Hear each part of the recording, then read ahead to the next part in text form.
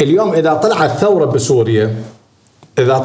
بسوريا راح تشوف بشار الأسد وإيران والسعودية راح يستقتلون يحولوها طائفية، راح يستقتلون يدوها طائفية. تعرف ليش؟ لأنه هم ما يريدون ثورة بسوريا، هم ما يريدون بشار الأسد يروح، والدليل أنه بشار الأسد رجع للجامعة العربية يا أخي، رجع للجامعة العربية، ما يريدون ثورة بسوريا.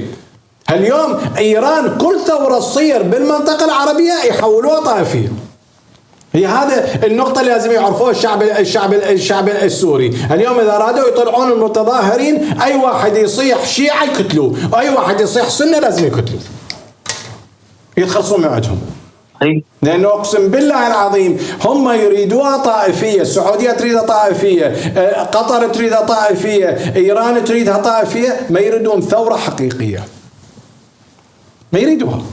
مو من مصلحة إسرائيل أخي، مو مصلحة إسرائيل. اليوم من مصلحة إسرائيل أنه بشار الأسد يجلس في الحكم، هذه الحقيقة. هذه اليوم إسرائيل أصلا بشار الأسد هذا أفضل بديل موجود على الساحة. من يطلع واحد ثوري يريد يطلب بالجولان؟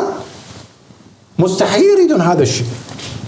ثورة الشعب السوري ضد مصلحة إيران، ضد مصلحة السعودية، ضد مصلحة بني صهيون.